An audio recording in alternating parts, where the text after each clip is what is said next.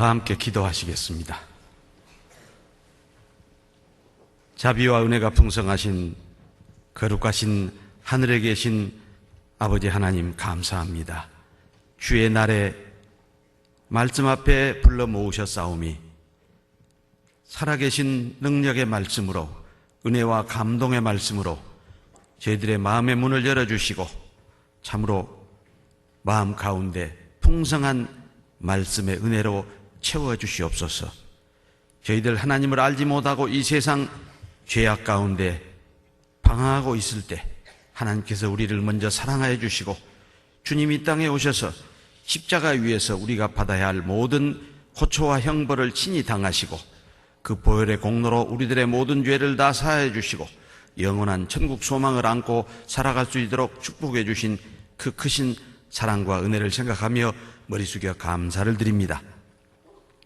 이제 참으로 삶의 목표도 알고 저희들이 이 땅에 존재하는 이유도 알았사오니 참으로 표대를 향하여 예수 그리스도 안에서 하나님이 위에서 부르신 부르심의 상을 향하여 쫓아갈 수 있도록 늘 말씀으로 붙들어 주시고 충만히 채워주시옵기를 간절히 바랍니다. 우리 가운데 아직도 오직 땅에 있는 것만 구하면서 하늘에 계신 우리 아버지라고 부르고 있지 않는지 우리들 자신을 돌아보게 하시고 내 자신의 유익만 구하면서 우리 아버지라고 부르는 자녀들이 없는지 오늘 말씀을 통해서 더욱 돌아보게 하시고 이 좋은 수학의 계절에 여호와의 말씀을 우리들의 입에서 떠나지 않게 하시고 주야로 묵상하게 하시고 그 묵상한 말씀을 행하여 참으로 영광과 존귀를 아버지 하나님께만 드리는 저희들의 삶이 되어지기를 간절히 바라옵니다. 이 시간에도 해외 선교회 현지에서 수고하는 많은 주님의 일꾼들이 있습니다. 특히 우리 광주교회에서 파송된 4명의 주님의 일꾼들, 우리 양상용 목사님, 신창훈 목사님, 조성훈 목사님, 김한호 전도사님, 지금 파키스탄에서 참으로 주님 명하신 땅끝까지 복음을 전하라고 하신 사명을 다하기 위하여 기도하며 불철주야 수고하고 있습니다. 우리 5천여 성도도 함께 기도로 동참하고 있사오니 비록 그 나라의 치안이 불안하고 종교적인 테러가 늘 끊임없는 그런 지역이지만 항상 보호하시는 능력의 손길로 붙잡아 주시고 강건케 하셔서 말씀이 전해지는 곳마다 풍성한 구원의 역사를 더해 주시고 우리와 자매결연 관계에 있는 지역교회들이 주 안에서 더욱 든든히 세워지도록 도와주시옵기만을 간절히 바라옵니다. 또 미주 지역 텍사스 러튼 교회에 파송되어 있는 우리 홍석절 전도사님, 날씨 점점 추워오는 이때 멀리 러시아, 키르기스탄, 간트 지역에 파송되어 있는 고봉수 전도사님, 더욱더 강건하게 붙들어 주시고 그 입술에 하나님의 말씀을 담아 말씀이 증거되는 곳마다 잠자던 영혼들이 깨어나는, 죽었던 영혼들이 소생하는 그런 놀라운 축복이 함께하기를 간절히 바랍니다. 또 내일부터 한 주간 동안 말씀의 집회를 허락하셨사오니 친히 사랑하시고 불러 모아주시는 영혼들 한 영혼도 말씀 앞에 버려지지 아니하도록 듣는 말씀이 그 마음속에 믿음으로 화합하여 하나님의 놀라우신 계획과 능력과 사랑과 은혜를 깨달아 알고 천국의 소망을 안고 살아갈 수 있는 영생의 축복을 내려주시옵기 간절히 바랍니다. 주님의 선한 사역에 동참하는 모든 우리 광주교회 5천여 성도들 참으로 기도로서 봉사로서 말씀 인도하는 일에 함께할 수 있도록 늘 지혜와 능력을 더하여 주시옵소서. 오늘 주일 말씀의 시종도 오직 하나님의 은혜와 능력의 손길에 의지하오며 우리를 한결같이 사랑하시는 주 예수 그리스도 이름 받들어 기도하였습니다. 아멘. 다 같이 구약성경 시편 1편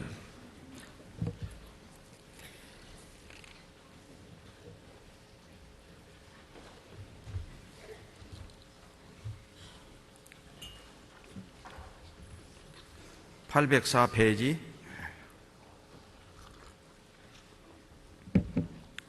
지난주 말씀과 동일합니다. 시편 1편 1절부터 6절까지 천천히 한 목소리로 읽으시겠습니다.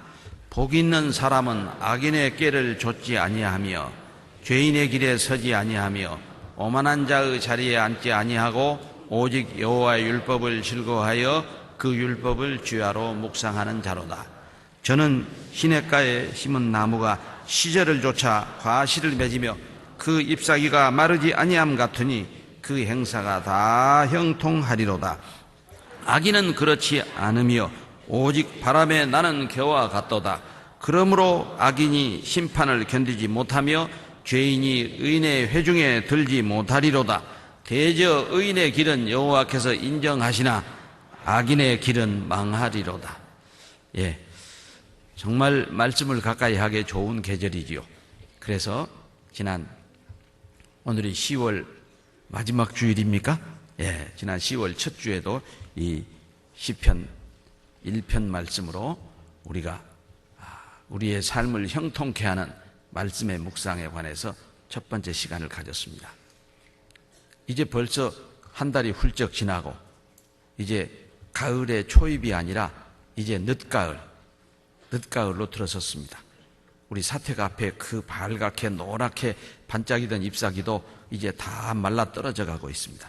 정말 늦은 가을, 정말 그 정치 속에서 어제 저녁에는 또 풍성한 은혜를 체험할 수 있는 찬양의 밤. 어제 저녁 찬양의 밤 혹시 참석 안 하신 분 계세요? 아마 안 하신 분은 얼마나 그 찬양의 밤이 은혜로웠는지, 감사와 감동이 되었는지 아마 체험하지 못했을 겁니다.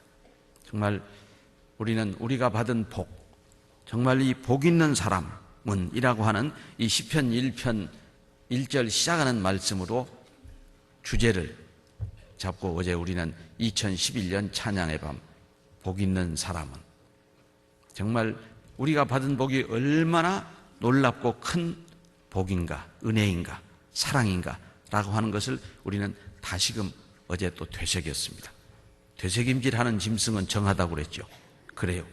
이 땅에 사는 모든 구원받은 그리스도인은 구원받지 못한 사람과는 다르게 늘 되새김질해야 합니다.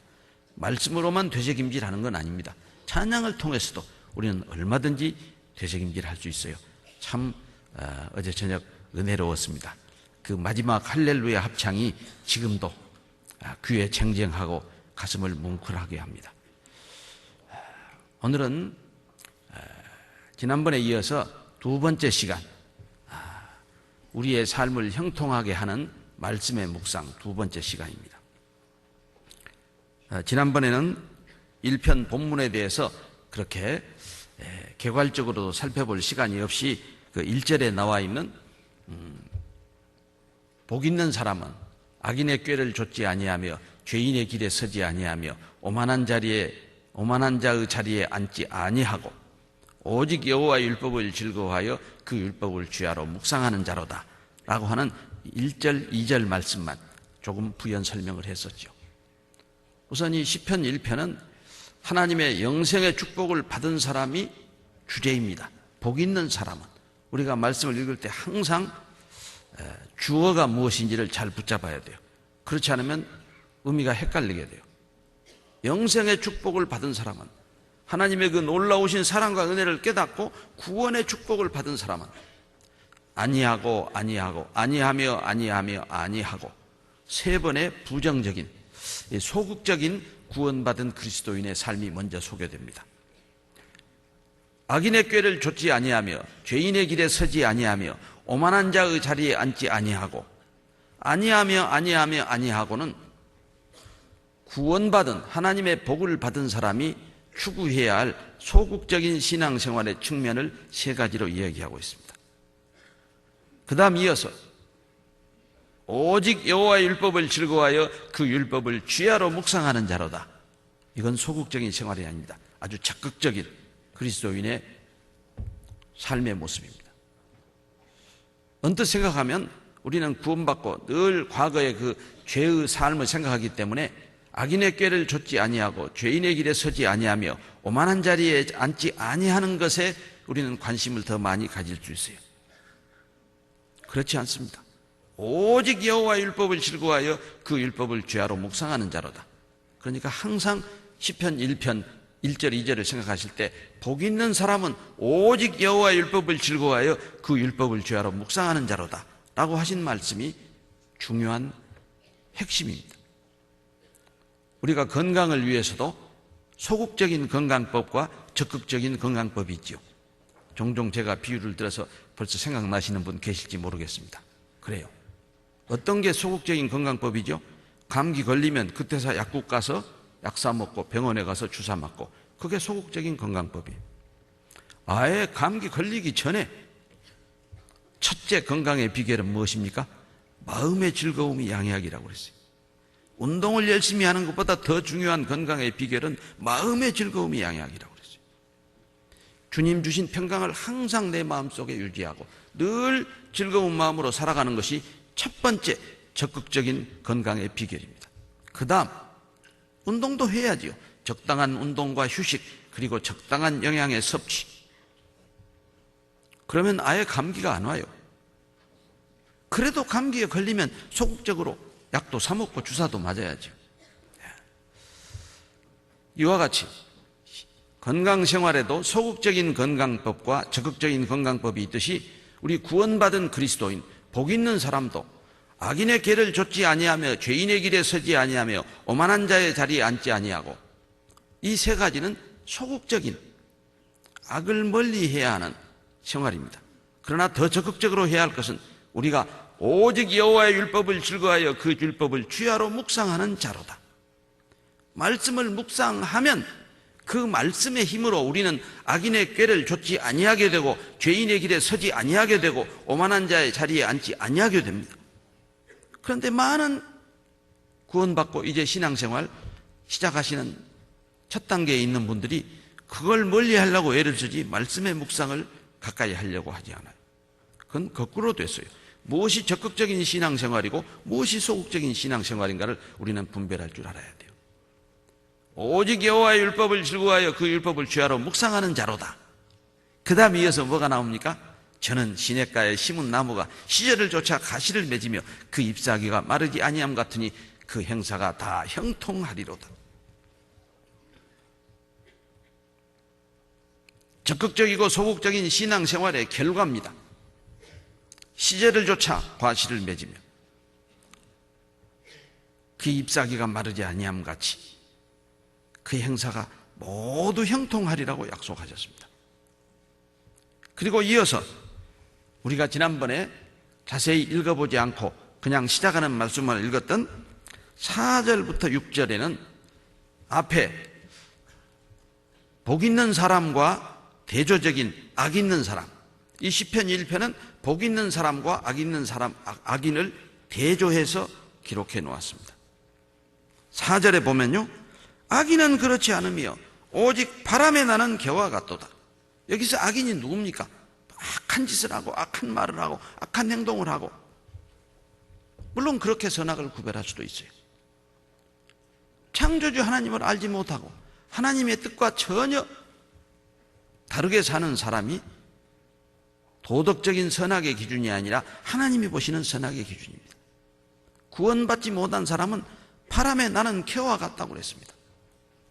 아무리 겨가 무더기로 쌓여서도 바람 한번 불어버리면 그 겨는 어떻게 되죠? 하나님을 알지 못하는 많은 사람들은 바람에 나는 겨와 같은 그 명예와 권세와 쾌락의 더미를 쌓아가고 있습니다. 하나님의 심판의 바람이 한번 불면 바람에 나는 겨와 같도다. 방금 시작하기 전에 불렀던 찬송 가운데 그런 죄인들이 수도 셀 수 없이 많다고 찬송했지요. 그분들에게 복음을 전해야 하겠다고 찬송했지요. 그래요. 왜 내일부터 또 일주일 동안 우리 광주교회 2011년 마지막 대전도 집회를 허락하실까요? 그 바람에 나는 겨와 같은 살고 있는 사람들을 복 있는 우리들이 인도해야 할 책임이 있습니까? 5절에 그러므로 악인이 심판을 견디지 못하며 죄인이 의인의 회중에 들지 못하리로다. 누가 악인입니까? 모든 사람이 죄를 범하였음에 하나님의 영광에 이르지 못하더니 하나님의 영광에 동참할 수 없는 그 불쌍한 영혼들, 방황하는 영혼들이 바로 악인입니다. 악인이 의인의 회중에 들지 못하며 악인이 심판을 견디지 못하며 죄인이 의인의 회중에 들지 못하리로다. 하나님의 심판을 견딜 수 없는 그분들, 우리 무리 안에서 함께 교제하고 있지 못하는 그분들을 우리는 초청해야 할 그런 의무가 있는 복 있는 사람입니다. 그래서 집회를 허락하십니다. 마지막 6절은 함께 읽겠습니다. 대저 의인의 길은 여호와께서 인정하시나 악인의 길은 망하리로다. 누가 의인이라고요? 하나님의 은혜로 값없이 의롭다 하심을 얻은 자들, 우리가 바로 의인입니다. 의인의 길은 하나님이 인정하십니다. 우리가 구원받은 순간부터 주님 앞에 서는 그날까지 우리의 삶은 정말 천성을 향한 순례자의 길입니다. 그 우리의 길을 하나님은 인정하셔요. 그러나 악인은 망하리로다. 악인의 결국은 멸망입니다. 그 멸망받을 영혼들을 위해서 우리는 오래전부터 기도해왔습니다. 벌써 많은 분들을 인도하시기 위해서 여러분 기도하고 계시고, 하나님이 또 그 많은 불쌍한 영혼들을 우리 앞에 불러 모아주실 겁니다. 한 주간 동안 우리는 말씀을 전하는 말씀의 잔치를 앞두고 이 말씀 묵상에 대한 두 번째 시간을 갖도록 하겠습니다. 지난번 첫 번째 시간에서 우리는 묵상의 어원적인 의미, 원래 이 묵상이라는 말은 메디테이션이라고 하는 외국어를 번역한 말인데, 그 메디테이션은 라틴어 메디칼루소, 우리가 의약품을 이야기할 때 사용하는 메디신이라고 하는 단어도 같은 어원에서 출발했는데, 마치 약이 우리의 온 몸에 들어가서 그 효력을 발생해 가지고 우리 몸에 건강치 못한 그런 부분을 치유해 주시는 것처럼 우리가 말씀을 읽고 깊이 그 의미를 상고하는 가운데 깨닫는 그 말씀의 능력으로 우리는 정말 구원받은 그리스도인답게 살아갈 수 있는 그런 지혜와 능력을 공급받습니다. 그래서 그런 사전적 말씀의 묵상의 의미 외에 구체적으로 성경 말씀 안에서 말씀의 구체적 의미를 4가지 살펴보았지요. 아마 4가지 기억하고 계신 분은 기억력이 아주 좋으신 분입니다. 아마 묵상하신 분은 기억했겠지요. 제가 항상 3가지 하는데 이제 연말이 가까워져서 4가지씩 합니다. 첫째가 말씀 묵상은 무엇이라고요? 하나님을 만나는 것. 태초부터 말씀으로 계신 하나님을 만나는 방법은 이 율법책을 내 입에서 떠나지 말게 하며, 3500년 전 모세의 뒤를 이어서 이스라엘의 지도자가 된 여호수아에게 하나님이 주신 말씀입니다. 이 율법책을 내 입에서 떠나지 말게 하며, 태초부터 말씀으로 계시는 하나님을 만나는 방법은 이 율법책을 가까이 하는 겁니다. 이 하나님의 말씀을 늘 가까이 해서 내 입에서 떠나지 말게 하라는 말은 그걸 읽고 암송하고 묵상하라는 말이죠. 그래서 말씀 묵상을 처음 시작했던 몇 명의 대학생들이 경건한 데이트다. 아침마다 눈 뜨고 우리가 기도해서 말씀을 가까이 하는 것은 경건한 데이트. 오늘 아침에도 경건한 데이트를 하시고 주일 집회에 나오셨죠? 아마 그런 우리 형제 자매님들이 대부분일 것이라고 생각합니다. 또 그랬기 때문에 지금 이 자리에 여러분은 앉아 계시죠. 그렇지 않으면 지금 세상 가운데 있을지도 몰라요. 우리는 경건한 데이트를 통해서 늘 주님의 뜻대로 살 수 있는 힘을 공급받습니다. 두 번째, 말씀 묵상의 구체적 의미는 하나님과 교제하는 것. 뭐 하기 위해서 만나요? 교제하기 위해서 만나죠. 우리를 많은 죄인의 무리 가운데서 왜 불러내셨어요? 고린도전서 1장 9절에 있는 말씀처럼 우리를 불러 그의 아들 주 예수 그리스도와 교제케 하시는 하나님은 미쁘시다고. 말씀을 통해서 우리는 교제합니다. 말씀을 묵상하면 하나님의 뜻이 어디에 있는지 우리는 분별하게 됩니다. 또 말씀을 읽으면 내가 하나님께 아뢰할 말이 풍성해집니다. 20세기 기도의 사람으로 알려져 있는 조지 뮬러는 우리에게 묵상과 기도에 대한 좋은 교훈을 주었죠. 아침에 일어나서 바로 기도 길게 하지 말라고 그랬어요. 침대에 엎드려서 기도하면 도로 잔다고. 그러니까 짧게 기도하고 말씀을 한 장이라도 읽으면 그 말씀 속에 얼마나 풍성한 기도의 제목이 있는지 모른다. 물론 기도의 제목은 말씀 묵상을 통해서만 얻는 건 아닙니다. 지난 모두회에서 아주 감동적인 그런 간증이 많이 있었습니다. 기도 부탁이 참 많이 있었습니다. 저도 비록 모니터로 봤지만 다 이름도 적고 기도의 제목도 적고 지금 책상 앞에다 붙여놓고 기도하고 있습니다. 우리가 하나님께 아뢰할 풍성한 그런 기도의 제목을 말씀과 교제를 통해서 우리는 얻습니다. 그래서 말씀 묵상은 하나님을 만나는 것이며 하나님과 교제하는 것입니다. 세 번째, 말씀 묵상은 영적 양식을 스스로 먹는 것입니다. 갓난아이들 같이 순전하고 신령한 젖을 사모하라. 사모하는 사람은 스스로 먹을 수 있습니다.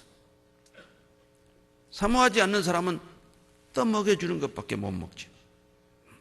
그러니까 수요집회, 주일집회 참여하는 것도 중요합니다. 그러나 매일 왜 주야로 묵상하라고 그랬을까요? 낮이나 밤이나 틈나는 대로 우리는 말씀을 묵상할 수 있습니다. 읽은 말씀 가운데 마음판에 새겨두고 그 말씀을 두고 종일 생각했던 시편 기자는 내가 주의 법을 어찌 그리 사랑하는지요 종일 그것을 묵상하나이다 라고 우리에게 교훈해 주고 있습니다. 우리도 그런 그리스도인이 되어야겠죠. 마지막으로 네 번째, 말씀 묵상. 네 번째 가져가면 좀 기억이 아름아름해지죠.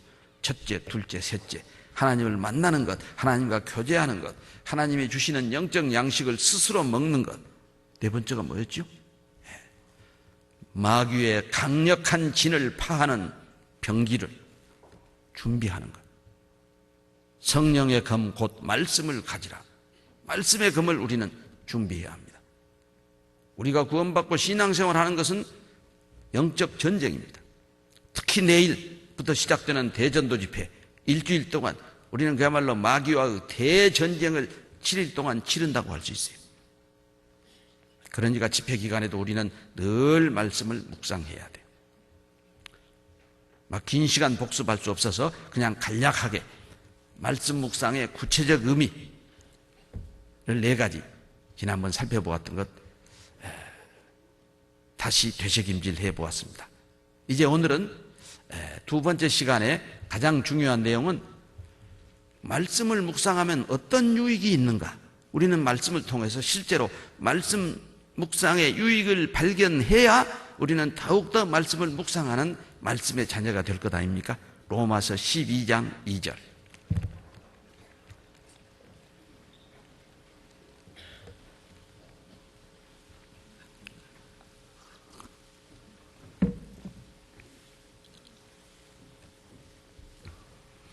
(256페이지) 로마서 12장 2절 찾으셨으면 같이 읽겠습니다.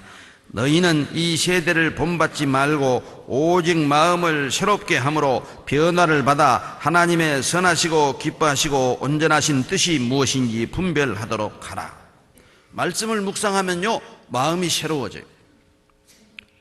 찬양의밤에 참여해도 마음이 새로워지죠. 형제자매들과 함께하는 교제에 갔다 와도 마음이 새로워집니다. 너희는 이 세대를 본받지 말고 오직 마음을 새롭게 함으로 변화를 받아 아버지의 선하시고 기뻐하시고 온전하신 뜻이 무엇인지 분별하도록 하라. 말씀 묵상의 첫 번째 유익은 우리가 너무도 잘 알고 있는 마음을 새롭게 하며 하나님의 뜻을 분별하도록, 하나님의 뜻을 깨닫게 합니다. 내 마음이 말씀의 묵상을 통해서 늘 새로워지고 말씀 묵상하는 가운데 하나님의 선하시고 기뻐하시고 온전하신 뜻이 말씀 안에 기록되어 있잖아요. 그러니까 말씀 묵상은 마음을 새롭게 하는 것이고 하나님의 뜻을 깨닫는 것이다. 분별하는 것이다. 무엇으로 여러분 마음을 새롭게 하시려고 합니까? 텔레비를 많이 보면 마음이 새로워집니까? 신문 기사를 많이 읽으면 마음이 새로워집니까? 세상 학문과 지식을 마음속에 가득 채우면 마음이 새로워집니까? 아닙니다. 하나님의 말씀이 내 심중에 충만할 때 악하고 더러운 생각이 점점 사라지고 새로운 마음이 솟아납니다. 왜 이 세대를 본받지 말라고 그랬을까요? 이 세대를 본받는 것은 마음이 새로워질 수 없는 길이기 때문에, 아버지의 선하시고 기뻐하시고 온전하신 뜻을 분별하는 길이 아니기 때문에, 그런데 우리는 세상에 살고 있기 때문에 나도 모르게 세상 풍조와 내 마음에 들어오고 이 세상의 가치관, 이 세상의 이론들이 내 마음에 쌓여가기 시작합니다. 그것을 말씀으로 비워내야 돼요. 이 컵 안에 비어 있어야 물을 채울 수 있어요. 세상 것으로 내 마음이 가득 차 있으면 아무리 말씀을 담으려고 해도 들어갈 수가 없어요. 그래서 우리는 그런 세상 헛된 풍조를 버려야겠다, 본받지 않아야겠다라고 하는 내 의지가 아주 중요하다고 그랬어요. 어떤 모임에서는 신앙생활은 그냥 성령의 인도에 따라서 하는 것이니까 내가 하려고 하면 안 된다, 그런 잘못된 이론을 이야기하는 교회들이 있습니다. 여러분, 오늘 아침 주일 집회에 오려고도 안 했는데 그냥 성령이 저절로 그냥 일어나서 걸어서 이리 오게 만들던가요? 그렇지 않습니다. 그건 신앙생활에서 내가 의지적으로 해야 할 부분과 하나님이 해주시는 부분을 완전히 분별하지 못하는 거예요. 또 어떤 교회에서는 거듭나서 하나님의 자녀로 성장해가는 삶을 완전히 재어버리고 의인이냐 죄인이냐 이분법으로 대뜸 만나자마자 당신 구원받았다고 하는데 죄 짓습니까? 안 짓습니까? 그렇게 물어보는 사람이 의인이냐 죄인이냐. 의인으로 태어나서 점점 죄와 멀어지는 자녀로서의 성장하는 삶을 배제해버리고 죄 짓냐 안 짓냐로만 따집니다. 구원받고 우리가 죄 안 짓습니까? 악한 마음을 품기도 하고 욕심을 내기도 하고 미련한 놈이라고 하기도 하고, 구원받은 하나님의 자녀 가운데 죄 짓지 않는다고 대답할 수 있는 사람이 누가 있어요?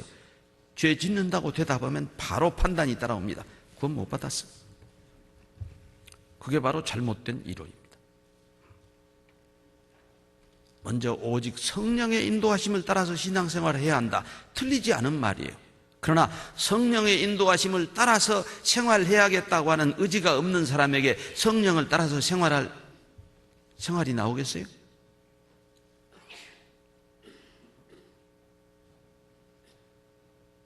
바로 그런 이론을 주장하는 사람들이 가장 즐겨 읽는 책이 영에 속한 사람. 여러분은 영에 속한 사람이에요? 육에 속한 사람이에요? 혼에 속한 사람이에요? 우리는 영혼 육이 완전한 인격체로 하나가 되어서 이 땅에 살고 있는 그리스도인입니다. 영에 속한 사람이 어디가 있어요? 혼에 속한 사람이 어디가 있어요? 육에 속한 사람이 어디가 있어요?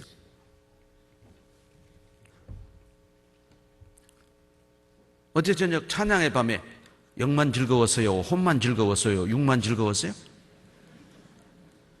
영혼 육이 다 즐거웠잖아요.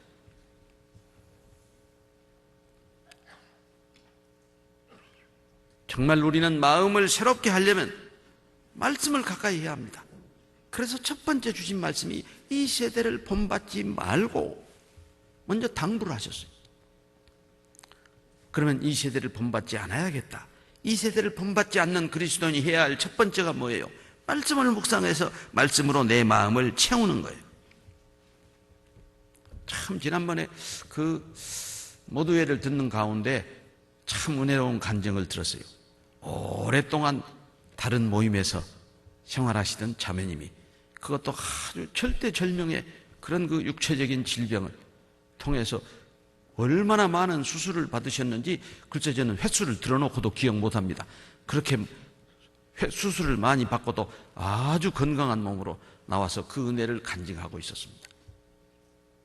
그분의 마지막 간증의 귀결은 무엇이었습니까?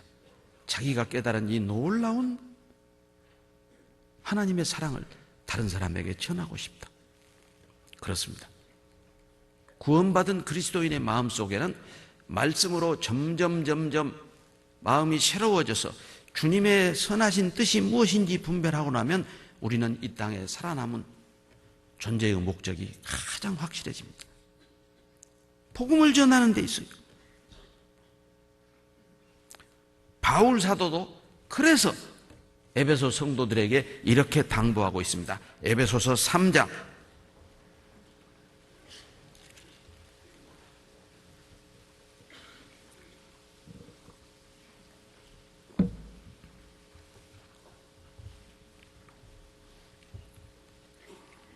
18절 19절, 에베소서 3장 18절 19절 같이 읽겠습니다. 능히 모든 성도와 함께 지식에 넘치는 그리스도의 사랑을 알아 그 넓이와 길이와 높이와 깊이가 어떠함을 깨달아 하나님의 모든 충만하신 것으로 너희에게 충만하게 하시기를 구하노라. 능히 모든 성도와 함께 지식에 넘치는 그리스도의 사랑을 알아. 이 지식은 세상 지식이 아닙니다. 말씀의 지식입니다. 우리가 말씀을 가까이 묵상하지 않는데 어떻게 지식에 넘치는 그리스도의 사랑을 알 수가 있어요?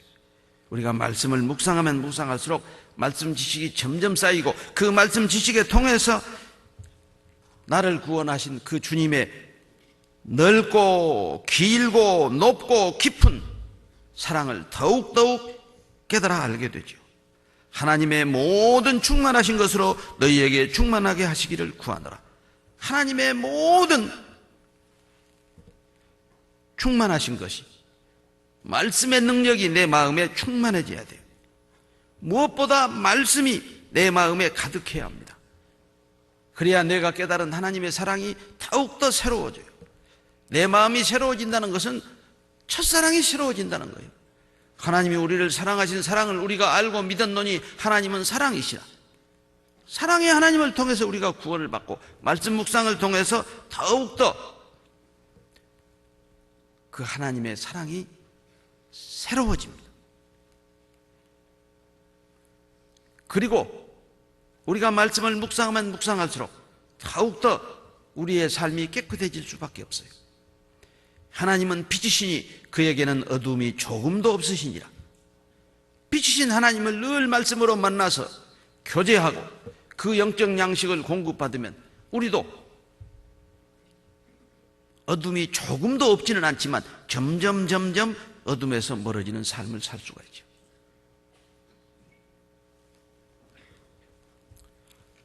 하나님의 선하시고 기뻐하시고 온전하신 뜻이 말씀 가운데 있습니다. 우리는 말씀을 묵상하면 묵상할수록 점점 더 하나님의 뜻을 알게 돼요. 우리가 자라면서 점점 더 부모님의 마음을 알게 되죠. 그러지 않아요? 어렸을 때는 철부지라고 그래요. 철부지. 철이 없어서 부모님의 마음을 몰라. 부모님의 뜻을 몰라. 근데 점점 자라면서 우리가 부모님의 마음을 더 잘 알게 되듯이 우리도 말씀을 통해서 하나님의 삶을, 하나님의 뜻을 더 알게 되고 말씀을 통해서 하나님이 우리에게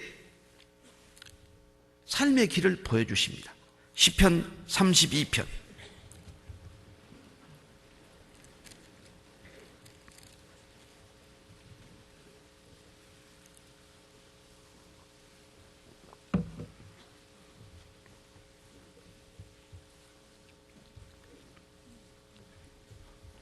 8절 말씀 함께 읽으실까요? 내가 너의 갈 길을 가르쳐 보이고 너를 주목하여 훈계하리로다. 우리가 묵상하는 말씀을 통해서 하나님은 우리에게 나의 갈 길을 가르쳐 보입니다. 교훈해 주십니다. 교훈으로만 그치시는 게 아니에요. 갈 길을 가르쳐 보이시고 너를 주목하여 훈계하리로다. 계속 지켜보고 계셔요. 갈 길을 제대로 가고 있는가? 곁길로 들어서지는 않는가? 넘어지지는 않는가? 이 시간 주일 집회에서 말씀을 듣고 있는 우리들의 모습을 주목하여 보고 계십니다. 참 우리의 모습을 하나님이 침 삼킬 틈도 가만 놓아두시지 않고 주목하고 보신다면 얼마나 실망하실까? 여러분, 내가 나를 봐도 실망하는데 하나님이 나를 주목해 보시면 얼마나 실망하실까요? 바로 어제 저녁에 있었기 때문에 간곡하게 부탁드립니다. 어제 저녁이 무슨 밤이었죠? 어제 저녁이 무슨 밤이었어요? 찬양의 밤이었어요. 그런데 참 부끄러운 찬양의 밤으로 시작했어요. 왜 그랬을까요? 찬양의 밤 시작하는 찬송을 따라 부르는 사람 수가 안 부르는 사람보다 더 적었던 것 같아요. 어제 저녁이 무슨 밤이라고요? 찬양의 밤이라니까요. 찬양의 밤 시작하는 시간에 앞에서 형제는 열심히 두 곡의 찬송을 인도하고 있는데 옆 사람, 얘기하는 사람, 문자를 보내는 사람, 애들 떠드는 소리, 정말 구원 못 받은 가족들도 많이 초대되어 왔는데 그런 모습을 우리가 찬양의 밤에 보여야 할까? 찬양의 밤이 아니었다면 제가 오늘 이 얘기하지 않습니다. 오늘 마치 너를 주목하여 교훈 훈계하리로다 하신 말씀을 읽으니까 제가 하나님의 말씀에서 감히 담임 목사가 훈계하는 게 아닙니다. 하나님께서 그렇게 말씀하고 계시지 않을까? 어제 찬양의 밤 시작하는 두 곡의 찬송을 부르는 우리 광주교회 형제자매들의 모습을 하나님이 주목하셨다면 뭐라고 훈계하시겠는가 하는 생각이 들어가서 감히 제가 말씀을 드렸습니다.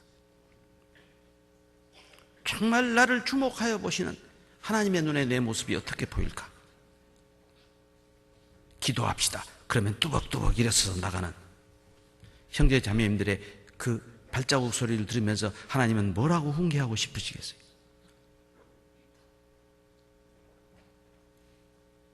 찬송합시다. 그러면 또 일어서서 언제까지 그런 모습을 하나님 앞에 보일 것인가? 한번 우리 생각해 봐야 하지 않겠어요? 나를 주목하고 훈계하시는 하나님의 말씀 앞에 우리가 앉아있기 때문입니다. 근데 습관성인 것 같아요. 항상 나가는 사람들이 나간대요. 나는 고개 숙여서 못 보니까 뒤에서 보시는 분들이 계셔요. 우리 광주교회 봉사의 임원들 중에서는 또 기도하는 시간에도 어떤 일이 벌어질지 모르기 때문에 눈 뜨고 기도하는 분들도 있어요. 그분들의 얘기 들으면 늘 나가는 사람들이 나간대요. 저는 특별히 바쁜 일이 있어서 나가겠지 하고 이해하려고 애를 씁니다. 그런데 늘 같은 분들이 나간다는 말을 들으면서는 그게 습관성이라고. 기도하는 시간이 몇십 분 걸립니까? 5분도 안 걸립니다. 우리 기도. 찬송하는 시간이 몇 분 걸립니까? 5분 먼저 가서 뭐 할 거예요? 물론 먼저 가셔야 할 분이 있어요. 식당에서 우리 5천 성도들에게 점심을 제공하기 위해서, 배식을 하기 위해서 가는 분들은 하나님이 다 아셔요. 하나님이 아실까요? 모르실까요? 우리를 주목하여 보고 훈계하시는 하나님이 왜 기도하는 시간에 먼저 일어나 가는지, 왜 찬양하는 시간에 먼저 일어나 가는지 모르겠어요. 그런데 나는 왜 먼저 일어나 가는지, 나는 왜 찬양 안 하고 가는지 하나님은 아실까요? 모르실까요? 언제까지 내 갈 길을 보이시고 언제까지 나를 주목해 보시고 훈계하실까요? 시편 48편 14절.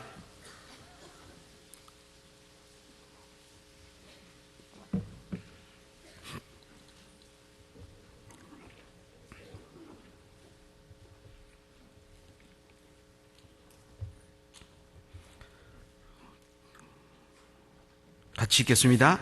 이 하나님은 영영이 우리 하나님이시니 우리를 죽을 때까지 인도하시리로다. 매일매일의 삶 속에서 영원히 우리를 인도하시는 하나님의 뜻을 우리는 시편 48편 14절에서 확인하고 있습니다. 이런 하나님의 뜻을 묵상을 통해서 깨달을 때, 오늘 아침 주일 말씀 시간에서 깨달을 때 우리의 마음이 새로워지지 않습니까? 내가 그래서는 안 되겠다. 특히 어제 찬양하는 시간에 찬양 잘 못 불렀던 분은, 잘 동참 안 하셨던 분은 특히 더 마음이 새로워지겠죠. 아버지 하나님의 뜻이 어디에 있는가?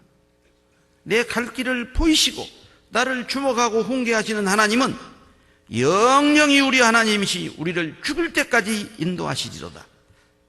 죽을 때까지만 인도한다고 하니까 그러면 죽은 다음에 영원한 천국에서는 인도 안 하실까요? 그래서 영영이 우리 하나님이시라고 했어요.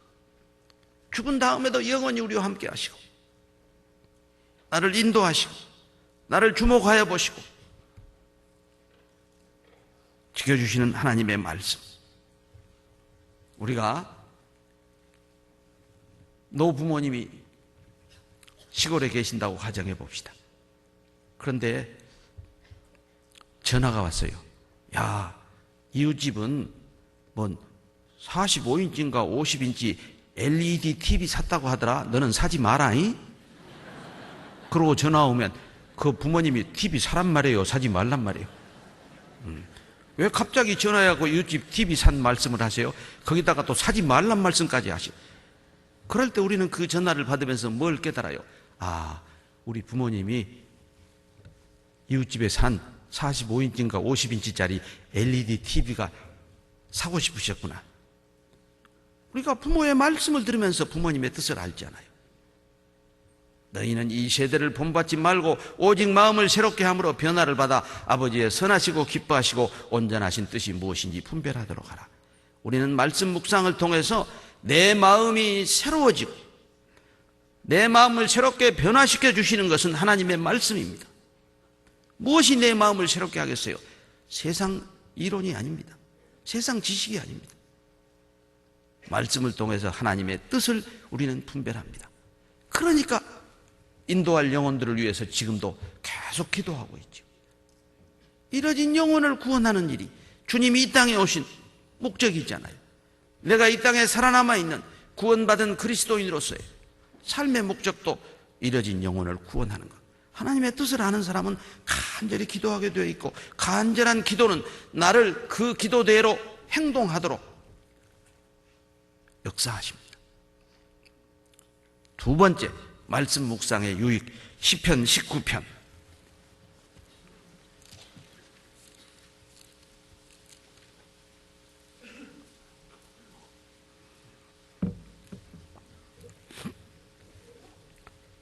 (7절) (8절) 7절, 8절 계속되는 말씀이기 때문에 함께 읽겠습니다. 여호와의 율법은 완전하여 영혼을 소성케 하고 여호와의 증거는 확실하여 우둔한 자로 지혜롭게 하며 여호와의 교훈은 정직하여 말씀을 기쁘게 하고 여호와의 계명은 순결하여 눈을 밝게 하도다. 이런 말씀을 어찌 우리가 묵상 안 할 수 있겠어요? 그 중에서도 가장 중요한 말씀 묵상의 유익은 7절 여호와의 율법은 완전하여 영혼을 소생케 하고 죽어있는 영혼을 다시 살아나게 하는, 영혼을 소생케 하는 능력이 있습니다. 이 소성이라는 소자에다 왜 소련이라는 소자를 썼을까라고 사전을 좀 찾아보았어요. 이 소생하다는 소에는 소생하다, 깨닫는다, 쉬다 그런 뜻이 있어요. 우리가 말씀을 들을 때 정말 너희는 귀를 기울이고 내게 나와 들으라. 그리하면 너희 영혼이 살리라. 죽었던 내 영혼이 살아났습니다.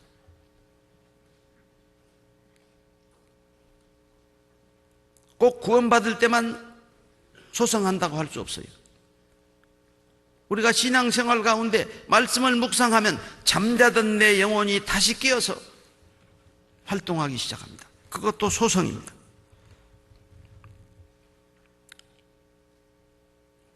그래서 그 성자에는 깨닫는다, 잠에서 깨다 그런 뜻이 있어요. 우리가 구원받고 영원한 안식에 벌써 들어갔습니다. 그러나 구원받은 그리스도인은 말씀을 묵상하는 가운데 신앙생활에 잠에서 깨어야 돼요. 내일이 전도집회로 닥쳐왔는데 지금도 잠자고 있으면 되겠어요? 깨어서 기도해야지. 내가 인도 못하더라도 상관없어요. 기도로 동참하고 함께 모여 말씀을 듣는, 합력해서 선을 이루는 가운데 참으로 놀라운 영혼 구원의 축복이 이 수학의 계절, 풍성한 늦가을에 우리와 함께 하리라고 생각합니다.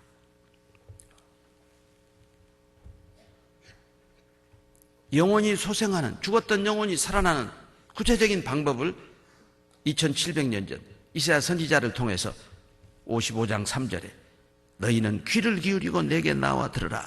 그리하면 너희 영혼이 살리라. 왜 귀를 기울이고 나와 들으라고 했을까요? 믿음은 들음에서 나며 들음은 그리스도의 말씀으로 만비하기 때문에 우리는 말씀 앞으로 인도해야 합니다.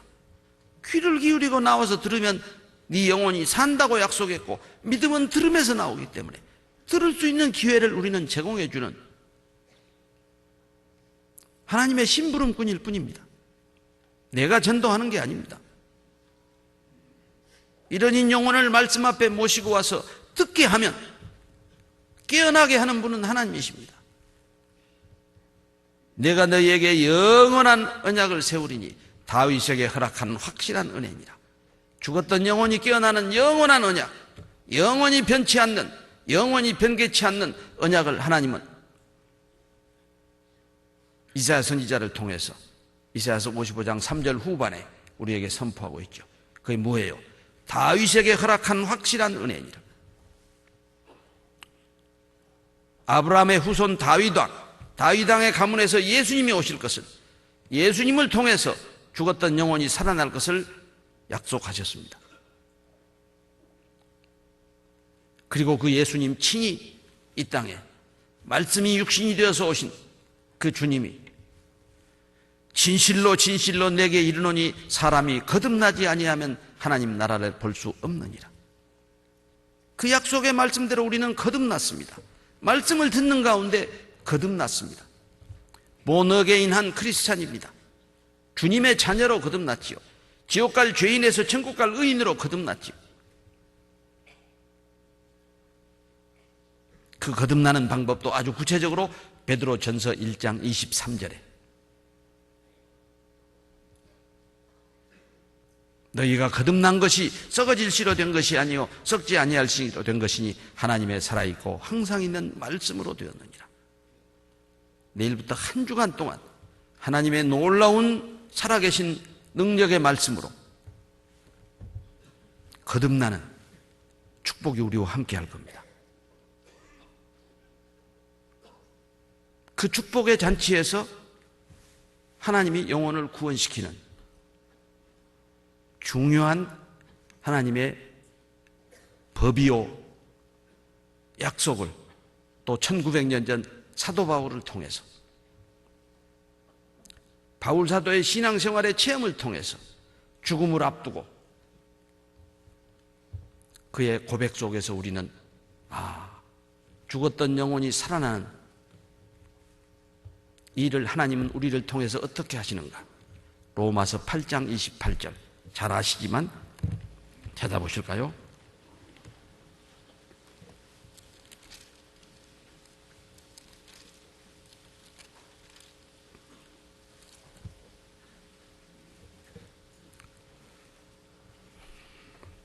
(250페이지) 로마서 8장 28절 함께 읽겠습니다.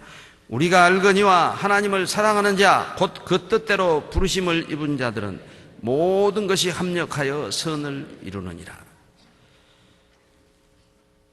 우리가 알거니와 하나님을 사랑하는 자 곧 그 뜻대로 부르심을 입은 자들에게는 모든 것이 합력해서 선을 이룬대요. 이게 하나님이 영혼 구원하시는 법칙입니다. 모든 것이 합력해요. 왜 1년에 3차례 대집회로 허락하실까요? 물론 소집회도 모든 것이 합력해서 선을 이룹니다. 그러나 우리 광주 5천여 형제 자매님들이 참으로 모든 것이 합력해서 선을 이루는 체험을 이제 2011년 마지막 집회를 통해서 모든 것이 합력하는 그 가장 기본은 무엇이에요? 우리가 알거니와 하나님을 사랑하는 자, 사랑의 마음이 모든 것이 합력하게 합니다. 사랑의 마음.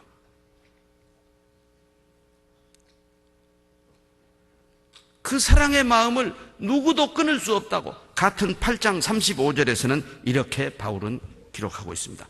누가 우리를 그리스도의 사랑에서 끊으리요? 환난이나 곤고나 핍박이나 기근이나 적신이나 위험이나 칼이랴.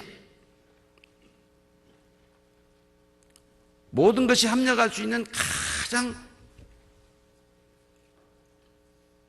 밑바탕에는 주님이 우리 마음속에 불어넣어 주신 그리스도의 사랑의 마음.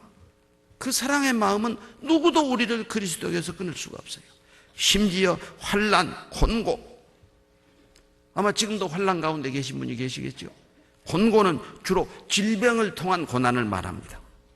핍박, 아마 가정에서도 믿지 않는 가족들로부터 핍박받고 있는 형제자매님들이 계실 겁니다. 기근이나, 우리는 뭐 굶는 사람은 없지만 그래도 경제적으로 어려워서 살림 걱정하시는 분도 있으면 기근에 아주 가깝다고 봐야죠. 적신, 완전히 발가벗은 것을 말하는데 누가 발가벗고 다녀요? 아니죠. 정말 많은 형제 자매들 앞에서 내가 발가벗은 것처럼 수치를 당하는 그런 고난 속에도 우리가 있을 수 있죠. 위험이나 칼이랴. 위험 중에서도 가장 위험이 칼이죠. 죽음을 의미합니다. 죽음도 그리스도의 사랑에서 우리를 끊을 수 없다고 그랬어요. 그 사랑의 마음이 하나가 될 때 우리는 정말 합력해서 선을 이룰 수 있습니다. 왜 모든 것이 합력해서 선을 이룰까요? 바울 사도는 그걸 깨달았기 때문에 우리에게 로마서 8장 28절에 그것을 교훈으로 남겨주셨어요.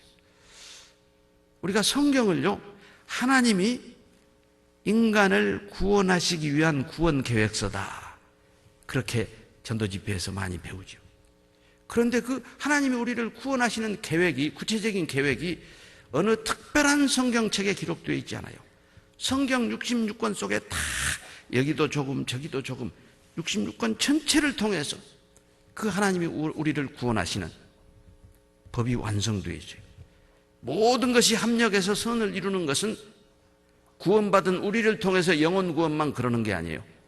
하나님이 기록하신 성경 말씀도 66권 전체 속에 골고루 여기서도 조금 저기서도 조금 경계에 경계를 더하며 교훈에 교훈을 더하며, 그것을 이제 신학자들은 점진적 계시, 히브리서는 레위기 속에 감추어져 있고 레위기서는 히브리서에 나타나 있습니다. 그래서 하나님의 백성, 하나님이 택한 백성, 하나님의 능력을 알고 자기들과 함께 하시고 전쟁에서도 이기게 하시는 하나님을 체험하고 기적적인 축복을 체험한 이스라엘 백성들이 자기들이 기록한 그 성경 속에 기록된 예수 그리스도를 알아보지 못했어요. 그들이 알았다면 영광의 주를 십자가에 못 박지 아니하였으리라 하신 말씀처럼. 왜 몰랐을까요? 하나님의 지혜는 비밀한 가운데 감추어져 있기 때문에 여기서도 조금 저기서도 조금 교훈의 교훈을, 경계의 경계를 더하는 말씀 속에 여기저기 감추어져 있었기 때문에 그들이 영광의 주를 알아보지 못했습니다. 우리도 내일부터 시작되는 대전도 집회에서 어떤 한 사람이 특별한 노력으로 영혼 구원 받는 게 아닙니다. 모든 것이 합력해서 선을 이루는데 그 모든 것 속에 가장 중요한 한 사람이 나예요. 내가 합력하느냐 안 하느냐. 내가 합력 안 하면 모든 것이 합력하는 가운데 내가 가장 방해 요인이 되지 않아요. 물론 여러 가지 사정이나 시간 관계로 함께하지 못할 형편에 있는 분들도 있을 겁니다. 우선 첫째, 말씀이 증거되는 장소에 와서 구원받은 형제 자매들이 함께 앉아 있는 게 모든 것이 합력하는 첫 번째 모습입니다. 함께 하지 못할 때 우리는 기도로 말씀 듣는 분들을 위해서, 말씀 전하는 강사를 위해서, 곳곳에서 수고하는 많은 부서의 그 봉사와 헌신의 땀방울을 위해서 우리는 기도해야 합니다. 봉사에는 봉사의대로, 어머니에는 어머니대로, 은빛 장년에는 은빛 장년의대로, 청년에는 청년의대로, 교회학교는 교회학교대로, 찬양대는 찬양대대로. 얼마나 보이지 않는 곳에서 많은 수고가 이루어집니까? 그 수고들이 합력해서 선을 이룹니다. 형제가 연합하여 동거함이 어찌 그리 선하고 아름다운고. 거기서 여호와께서 복을 명하셨나니 곧 영생이로다. 내일부터 한 주간 동안 있을 이 성경 강연에 초대될 분은 이미 하나님은 다 아실 겁니다. 우리는 알지 못하지요. 그러니까 마지막 순간까지 최선을 다하죠. 내일만이 아니라 내일 못 듣는 분도 있을 수 있어요. 오늘 아침 벌써 한 분 만나 뵀는데 이번에 듣기로 약속했는데 내일은 서울 출장에서 못 온대요. 그래서 실망하지 마시고, 전에도 한번 말씀 들은 기억이 있는 분, 다 듣지는 못했더라도 아마 첫날 말씀 분명히 들었던 경험이 있는 분일 테니까 둘째 날부터 말씀 들어도 하나님은 구원해 주십니다. 듣는 마음이 가장 중요합니다. 실망하지 마시고 꼭 함께 기도합시다. 제가 간절히 기도하고 있는 사람 가운데 한 사람이었기 때문에, 또 내일 말씀 시작되기 전까지 정말 함께 말씀 듣자고 전화해야 할 사람들의, 또 만나봐야 할 사람들의 얼굴이 떠오르고 이름이 떠오릅니다. 왜? 모든 것이 합력해서 선을 이루기 때문에.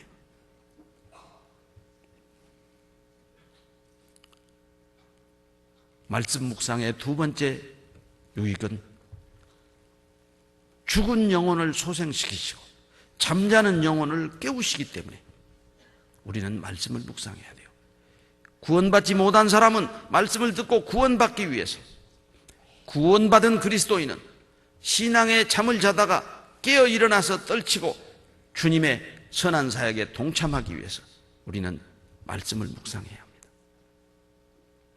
세 번째 말씀 묵상의 요인, 디모데 후서 3장 16절 17절.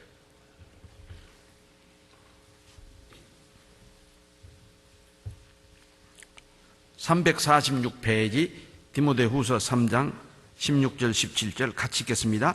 모든 성경은 하나님의 감동으로 된 것으로 교훈과 책망과 바르게 함과 의로 교육하기에 유익하니 이는 하나님의 사람으로 온전케 하며 모든 선한 일을 행하기에 온전케 하려 함이니라.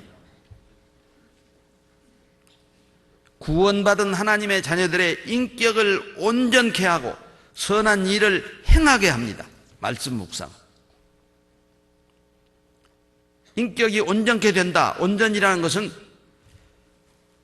결점도 결함도 없는 온전한 상태를 말합니다. 그러나 말씀을 묵상하면 우리의 인격이 온전해지고 선한 일을 행하기에 온전케 하려고 한다는 말씀을 읽으면서 하루아침에 우리의 인격이 온전해지는 게 아닙니다. 우리는 구원받고 주님 앞에 서는 날까지 날마다 말씀을 묵상하지 않아요. 날마다 더 온전해져 가요.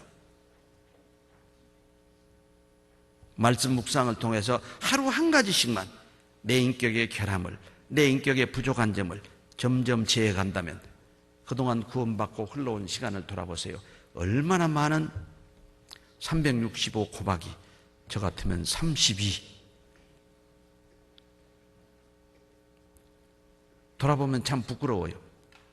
하루 한 가지씩만 내 인격의 흠을 고쳤어도 거의 주님을 닮아갔을 텐데, 그런 아쉬움이 있긴 하지만 늦었다고 생각할 때는 빨라요. 뒤돌아보지 마십시오. 오직 앞을 바라봐요.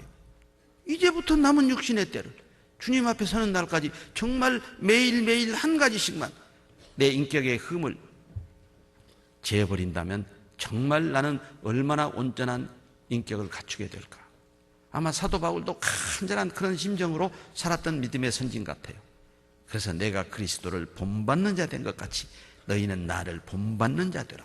본받은 자가 아니에요. 본받는 자. 받아버린 사람이 아닙니다. 오늘 또 본받고 내일 또 본받고 있는가? 본받고 있다고 당당하게 말할 수 있는 분은 말씀 묵상을 게을리하지 않는 사람이겠죠. 모든 성경은 하나님의 감동으로 된 것으로 교훈과 책망과 바르게 함과 의로 교육하기에 유익하니 이는 하나님의 사람으로 온전케 하며 모든 선한 일을 행하기에 온전케 하려 함이라. 우리의 인격이 온전해지려고 하는 목적과 이유도 그냥 훌륭한 인격자라고 세상 사람들로부터 칭송받기 위해서요? 아닙니다. 인격이 온전해지는 사람을 통해서 하나님은 선한 일을 행하셔요. 선한 일을 행하기에 온전케 하려 함이라. 그러면 까딱 잘못하면 도덕적 선을 먼저 생각할 수 있어요. 물론 도덕적 선 당연히 포함되죠. 구원받은 그리스도인이 세상 사람만도 도덕적으로 선하지 못하다면 어찌 빛의 자녀라고 하겠어요. 그러나 이 세상 사람들이 생각하는 도덕적 선 외에 우리는 정말 주님이 이 땅에 오셔서 하셨던 선한 일, 그것이 무엇일까요? 사도행전 10장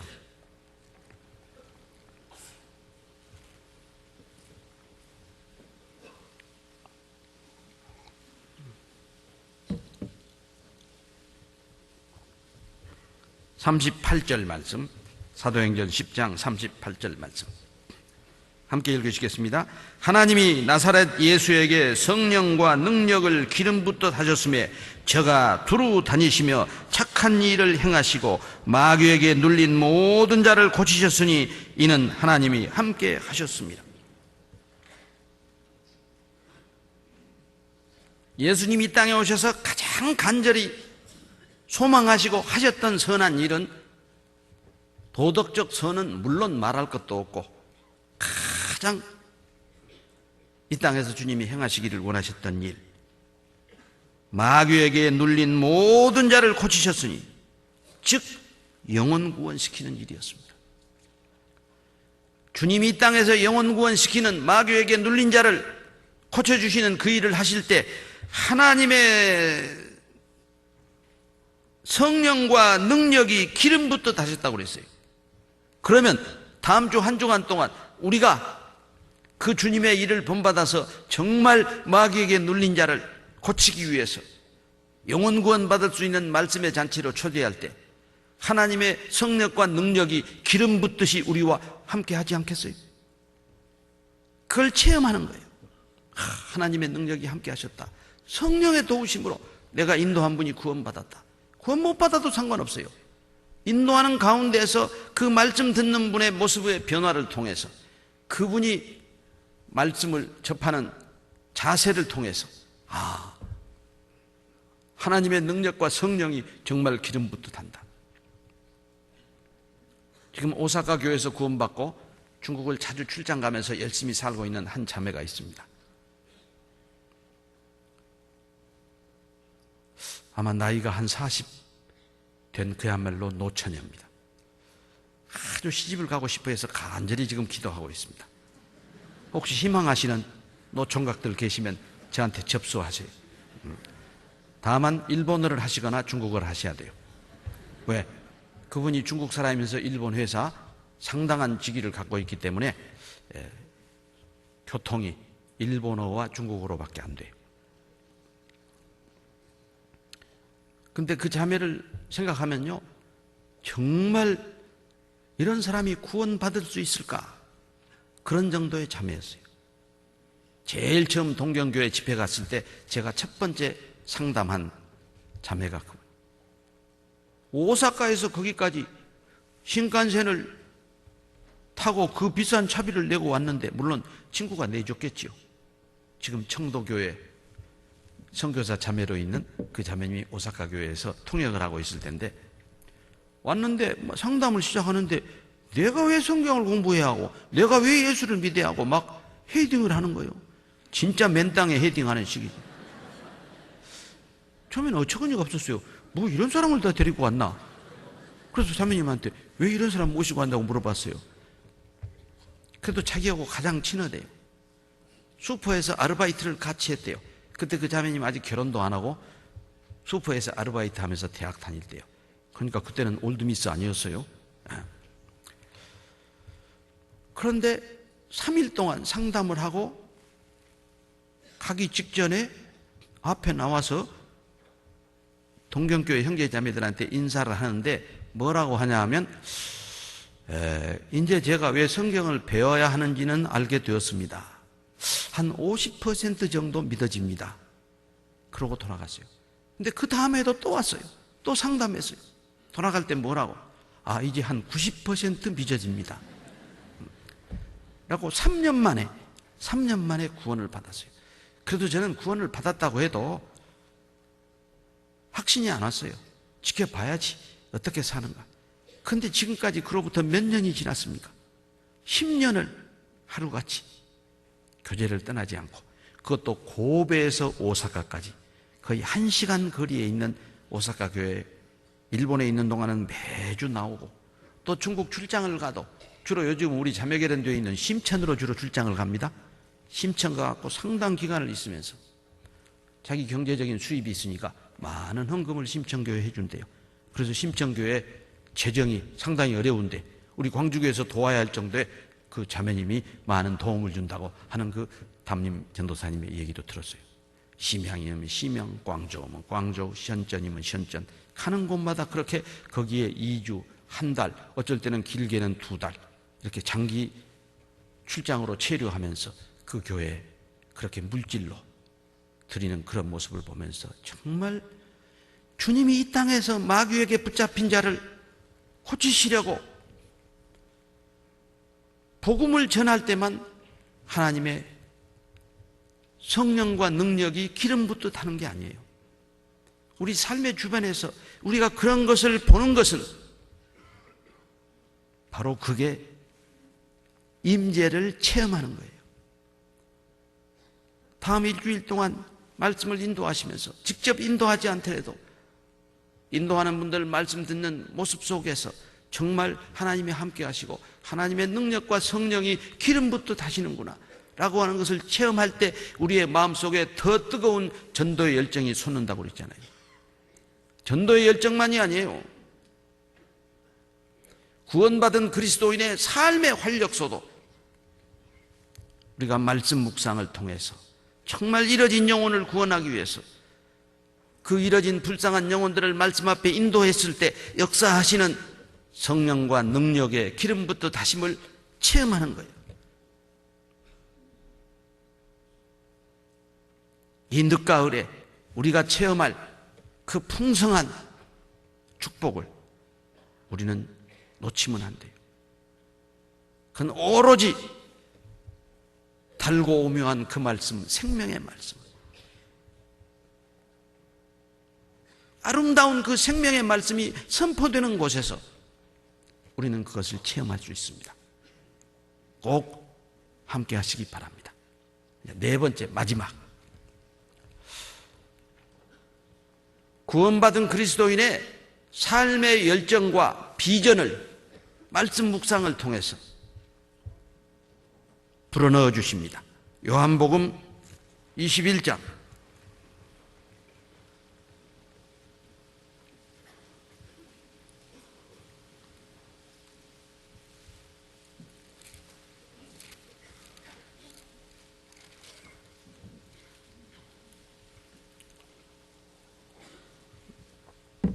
조금 긴 말씀이기 때문에 제가 15절부터 먼저 읽어 올립니다.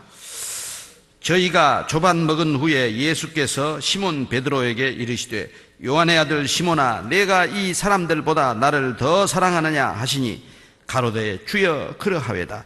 내가 주를 사랑하는 줄 주께 아시나이다. 가라사대 내 어린 양을 먹이라 하시고 또 두 번째 가라사대 요한의 아들 시몬아 내가 나를 사랑하느냐 하시니 가로되 주여 그러하외다. 내가 주를 사랑하는 줄 주께 아시나이다. 주께서 아시나이다. 가라사대 내 양을 치라 하시고 세 번째 가라사대 요한의 아들 시몬아 내가 나를 사랑하느냐 하시니 주께서 세 번째 내가 나를 사랑하느냐 하심으로 베드로가 근심하여 가로되 함께 읽겠습니다. 주여 모든 것을 아시오매 내가 주를 사랑하는 줄 주께서 아시나이다. 예수께서 가라사대 내 양을 먹이라. 부활하신 주님이 베드로를 비롯한 제자들을 지금 갈릴리 해변가로 초대하셨습니다. 그 해변가에는 모닥불이 피어 있었어요. 왜 부활하신 주님이 베드로를, 지금 베드로와 지금 대화하는 부분을 주로 읽었으니까 왜 베드로를 갈릴리 바닷가 모닥불 옆으로 초대했을까요? 예수님이 비참하게 십자가에 못 박혀 돌아가시는 것을 보고 베드로의 마음속에 얼마나 뜨거운 전도의 열정과 비전이 생겼을까요? 그는 완전히 낙담하고 나는 고기 잡으러 가노라 하고 금을 들고 어디로 갔어요? 갈릴리 바닷가로 갔어요. 왜 금을 들고 고기 잡으러 갔을까요? 사람 낚는 어부로 부르심을 받기 전에 베드로는 고기 잡는 어부였습니다. 열정도 비전도 사라져버린 베드로는 금을 들고 고기 잡으러 옛 습관대로 갈릴리 바닷가로 갔어요. 그런데 참 왜 모닥불이 있는 대로 베드로를 초대했을까? 베드로가요, 예수님을 3번 부인할 때가 모닥불 곁에서요.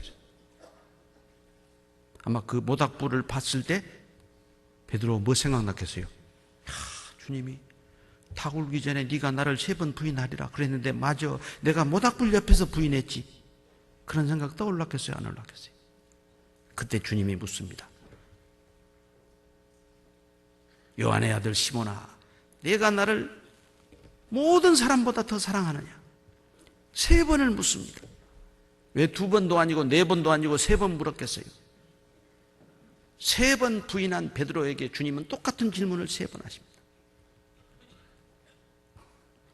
내가 주를 사랑하는 줄 주께서 아시나이다. 대답할 때마다 내 어린 양을 먹이라, 내 어린 양을 치라, 내 양을 먹이라. 주님이 베드로에게, 낙담한 베드로에게 뭘 주신 거예요? 비전을 주신 거예요. 너는 내 어린 양을 치는 목자가 될 것이다. 내 양을 먹이는, 내 양을 먹이는, 치는 목자가 될 것이다. 실망하고 낙담했던 베드로 사도, 아마 처음 금을 들고 그 갈릴리 바닷가에 갔을 때 아마 바다에, 바위에 탁 부딪혀서 쓰러지는 파도를 보면서 열정이 생겼겠어요.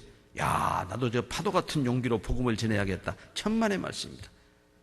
오히려 내 모든 꿈과 내 모든 비전이 저 바위에 부딪혀 쓰러지는 파도같이 사라져버렸다 라고 낭망하고 있을 때 예수님이 베드로를 부르셨어요.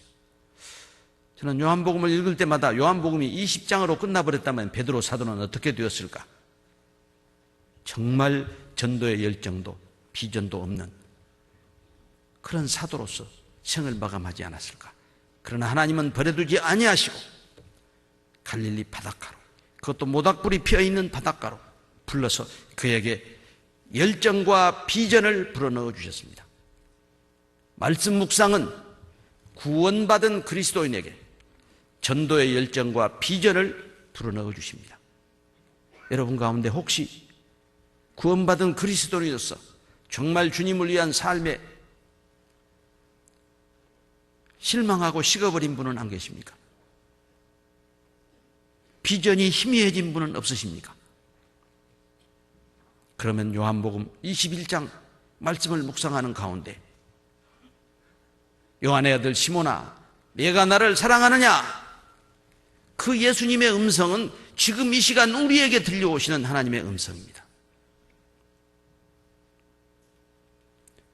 전도 집회 기간 동안에 집회 장소에 오지 않고 세상 가운데 있을 때 여러분이 떠올려야 할 하나님의 음성은 무엇입니까?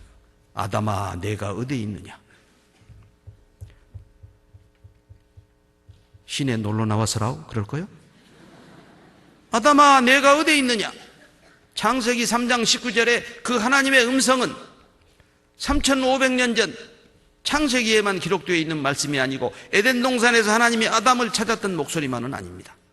우리 모든 하나님의 자녀들에게 아담아, 내가 어디 있느냐가 아니라 아무개야, 너 어디 있느냐? 전도 집회 장소에 와 있습니다. 그때 내 가슴 속에 얼마나 뜨거운 기쁨이 솟아납니까? 요한의 아들 시몬아, 내가 나를 사랑하느냐? 라고 주님은 베드로에게만 물으시는 게 아닙니다. 광주교회 아무개야, 네가 나를 모든 사람보다 더 사랑하느냐? 라고 묻고 계십니다. 내가 주를 사랑하는 줄 주께서 아시나이다.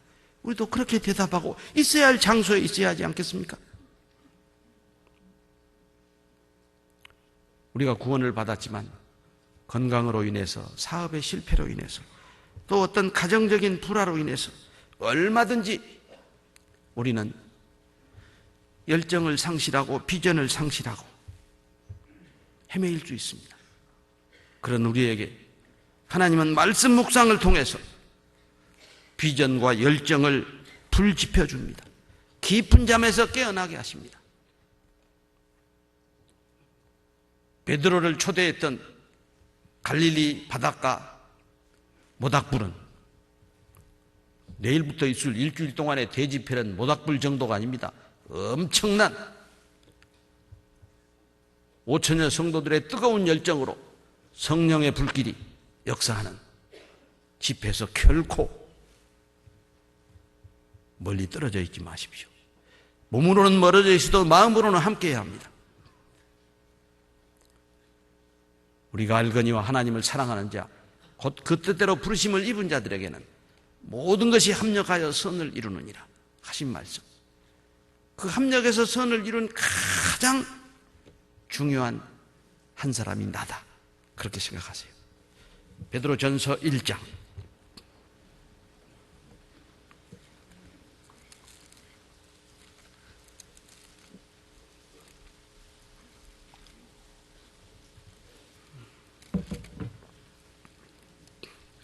15절 16절 함께 읽겠습니다.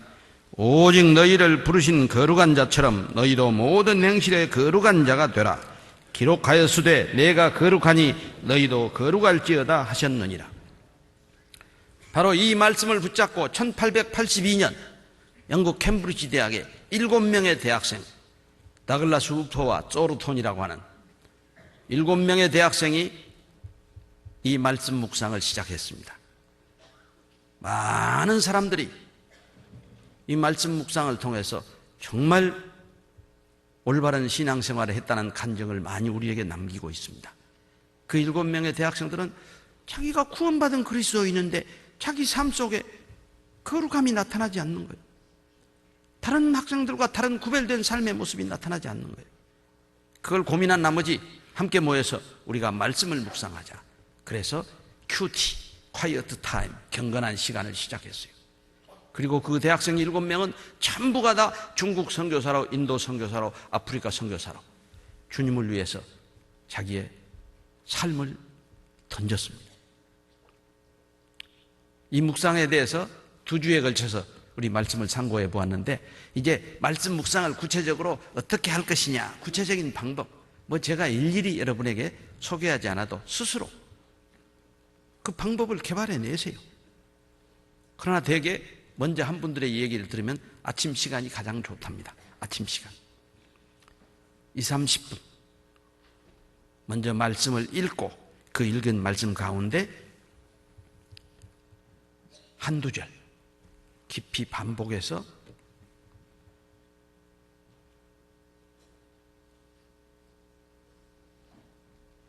그걸 뭐라고 그러죠? 소가 되새김질 한다고 그러죠? 되새김질. 그게 묵상입니다. 그러나 반드시 묵상의 첫 번째 순서는 기도입니다. 기도.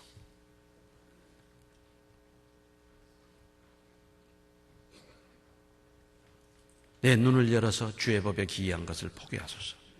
내 마음이 주의 증거로 향케 하시고 탐욕으로 향치 말게 하소서. 기도.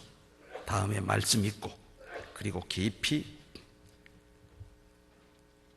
묵상하는 가운데에서 종일 묵상할 수 있는 말씀을 붙잡는 거예요. 그러나 반드시 묵상만 필요한 건 아니에요. 지금 읽어가시는 것처럼 계속 하루에 3장 이상 읽어가는 것도 중요한 성경 읽기의 방법입니다. 그 중에서 읽은 장 가운데서 가장 마음에 와 닿는 한두 절의 말씀을 붙잡고 깊이 묵상하죠. 묵상을 시작할 때는 성경책, 찬송가, 메모 노트. 성경책을 묵상하는데 성경책이 없으면 안 되겠죠. 왜 찬송가를 준비하냐? 말씀을 묵상하다 보면요, 마음에 찬송하고 싶은 뜨거운 열정이 일어나요. 그때 찬송가 펴놓고 힘차게 부르는 거예요. 왜 메모가 필요할까요? 우리가 묵상한 말씀을 기록해 놔야 돼요. 하박국 2장, 구약성경.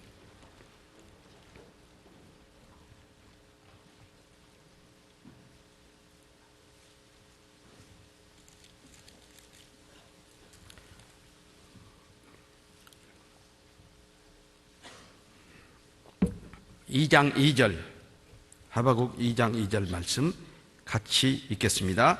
여호와께서 내게 대답하여 가라사대 너는 이 묵시를 기록하여 판에 명백히 새기되 달려가면서도 읽을 수 있게 하라. 물론 마음판에 새기는 게 가장 좋아요. 그러나 메모를 남기는 습관을 가지고 있으면 그 쭉 묵상 메모를 나중에 모으면 여러분의 훌륭한 묵상집이 나올 수 있어요. 김아묵의 성도, 이아묵의 자매님 묵상집, 그걸 모아서 우리가 낼 수도 있어요. 그리고 또 묵상하는 데 필요한 참고 교재도 있어요. 우리 교회에서도 오래전에 교회학교 학생들을 위해서 고린도전서 묵상 책이 나왔고, 지금도 매월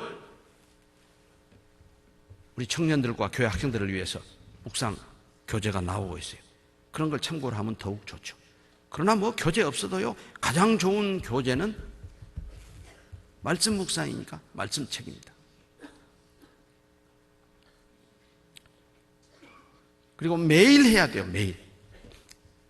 반드시 유의할 것은 그 묵상을 사모하는 마음이 있어야 돼요. 주님의 말씀을 묵상하는 것은 주님을 만나는 것이라고 그랬죠. 주님을 만나는데 설렘이 없으면 어떻게 만나지겠어요? 만나기 싫어져 버릴지도 모르죠. 여러분, 사랑하는 애인과 만날 때 설렘이 있어요, 없어요? 설렘이 있으니까 오전에도 만나고 오후에도 만나고 또 밤에도 만나고 싶어서 또 전화하고 설렘이 있잖아요. 묵상에 대한 그런 기대가 있어야 돼요. 그래야 매일 계속할 수 있어요. 그리고 구체적인 방법으로서는 여러 가지 묵상법이 이 참고서적에 나와 있어요. 뭐 스페이스 묵상법, 뭐 ABCD 묵상법, 뭐 조지 뮬러식 묵상법, 뭐 마르틴 루터식 묵상법, 구절 묵상법, 질문법 묵상법. 법이 중요한 게 아니에요. 묵상을 한다는 사실이 중요하죠. 그리고 반드시 묵상한 것을 메모하고, 또 그 메모하고 마음판에 새긴 것들을 함께 모여서, 가까이 가족들이나 같은 부서의 형제 자매들과 함께 모여서 자기가 묵상한 내용을 나누어 갖는 거예요. 아마 여러분들끼리도 그런 어떤 묵상에서 깨달은 것들을 문자 메시지로 보내는 형제 자매들이 있죠. 그게 직접 만나지 못할 때 문자로, 쪽지로, 이메일로 얼마든지 나눌 수 있어요. 그리고 항상 마지막은 기도로. 그 다음 묵상은 뭐 하려고 우리가 묵상하는 것이냐? 말씀대로 살기 위해서, 주의 말씀대로 행하기 위해서 우리는 묵상을 합니다. 그러니까 행할 때 가장 중요한 3가지 조건이 있어요. 행할 때 적용, 묵상한 것을 내 삶 속에 적용할 때 3가지. 그것을 보통 3P의 원리라고 그러죠. 첫째, 퍼스널, 개인적으로 적용해야 돼요. 괜히 온 가족에게 적용하려고 하지 마세요. 자기가 묵상을 해놓고 막 남편한테 적용하려고 해요. 그러면 안 되죠. 개인적으로 적용해야 돼요. 2번째, 프랙티컬, 아주 구체적이라야 돼요. 내가 구체적으로 실행할 수 있는 것이라야 돼요. 막연한 걸 가지고 적용하려면 잘 안 돼요. 3번째, 파시블, 가능한 것이라야 돼요. 묵상한 내용을 실천 불가능한 것을 적용한다 그러면 말이 안 되죠. 그리고 적용에는 3가지 영역이 있어요. 하나님과 나와의 관계에서, 이웃과 나와의 관계에서, 그리고 나와 나와의 관계에서. 하나님이 원하시는 내 삶에 변하기를 바라시는 부분이 어떤 부분인가? 거기에다 적용을 해야 돼요. 내가 이웃을 위해서 실천할 부분이 무엇인가? 거기에다 적용을 해야 돼요. 내가 나를 볼 때 내가 가장 변했으면 하는 부분이 어디인가? 거기에다 말씀을 적용해야 합니다. 다 같이 기도하겠습니다. 아버지 하나님, 감사합니다. 오늘 또 저희들 말씀 앞에 나오게 하시고 참으로 우리를 구원해 주신 살아있는 생명의 말씀을 통해서 우리들에게 말씀의 묵상이 얼마나 중요한가를 교훈해 주시니 감사합니다. 이제 묵상을 통해 날마다 주님을 닮아가는 그런 온전한 인격이 우리 삶 속에 나타나고, 주님이 원하시는 선한 일을 행할 수 있는 능력이 이제 우리 안에 비축되었습니다. 그 주님 주신 능력으로 이제 내일부터 한 주간 동안 준비되어 있는 말씀의 잔치에 많은 잃어진 영혼들을 불러 모아주시기를 간절히 바랍니다.